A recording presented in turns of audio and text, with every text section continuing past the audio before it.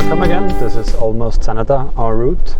This time on the Amtrak from Albuquerque to Los Angeles and doing the narration and the editing for the Atlanta part and the NASCAR part. It's Thursday morning, 5:45, and I'm leaving for Atlanta via LaGuardia on a JetBlue. And yeah, that was New York. And this is still my luggage. But as this is my only flight with strict baggage limit, I will get a second backpack or some suitcase, because it's going to be more difficult to stuff everything in there. So I made it to the airport in no time. Traffic was rolling at speed limit, took a lift, and well, I would not have expected any different at this time in the morning, so it took me less than 20 minutes. So I chose JetBlue to get from LaGuardia to Atlanta. And LaGuardia is one of the regional airports in New York City area. And that was the reason why I wanted to depart from there. And I picked JetBlue Airlines. JetBlue is somewhat special. It is one of the airlines David Neeleman has founded. David Neeleman is kind of a serial airline founder. So he did his first airline, which was acquired by Southwest. Then JetBlue was the second one. Then Azul and Breeze is the most recent one, what he founded.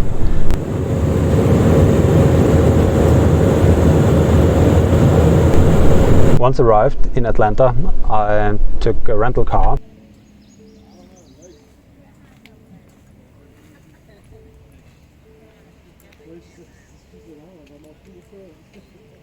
I had a great time with my friends in Highlands, and I won't disclose too much from that long weekend, but it involved some wakeboarding, some hiking. That little creek where it got too narrow and it turned around. More hiking, then some pickleball.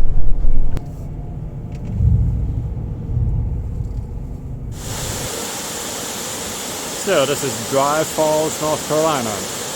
Not very dry at all.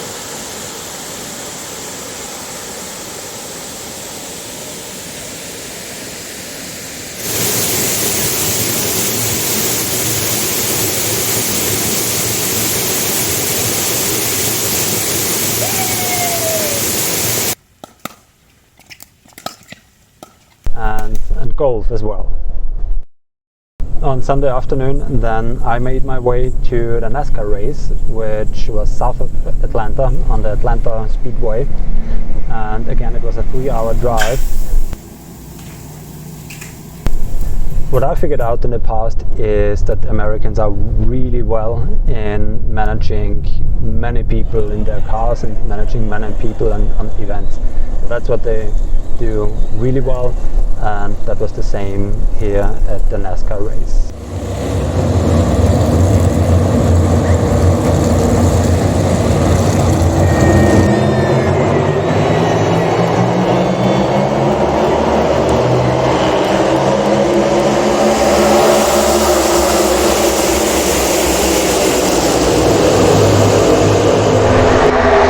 I fucking made it to a NASCAR race, finally! Yes!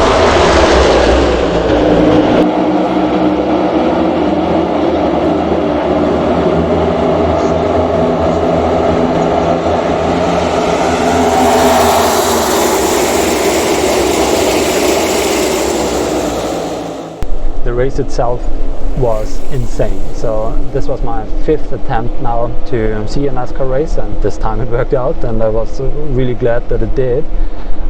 Even though I was a bit late due to the traffic, the race itself started a little later, so I could see the start as well. And that's impressive when 30-40 cars pass by the grandstand. The whole grandstand is shaking.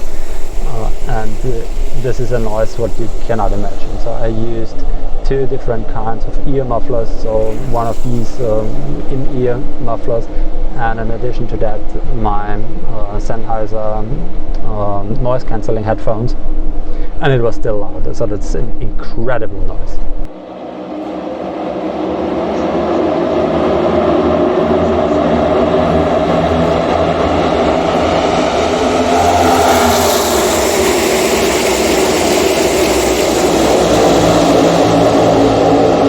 here we can see some behind the scenes. So it was not at capacity, the stadium itself.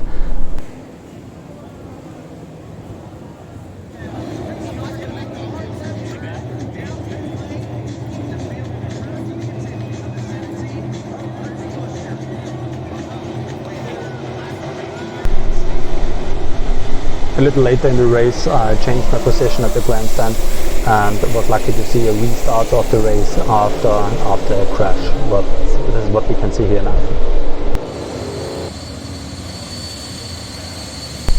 Whenever there was a crash, they need to clean up the circuit, and they also have some machines to dry the asphalt. Eventually rain came up and they had to cancel the race. So after I think some 150 to 200 laps out of 260 laps, the race was cancelled due to rain, and all of a sudden all the spectators had to leave or wanted to leave, which was an experience on its own. So I walked to my rental car then, and I passed by all these guys who wanted to get out of there.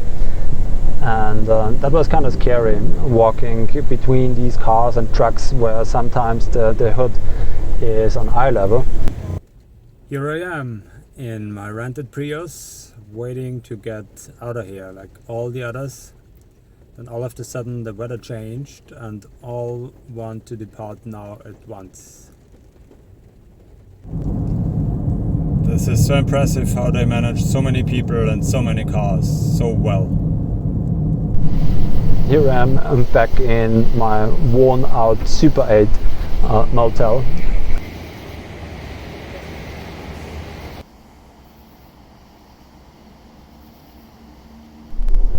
I always forget to record the final scene, so thank you for watching, and hit the like button and subscribe. Thank you.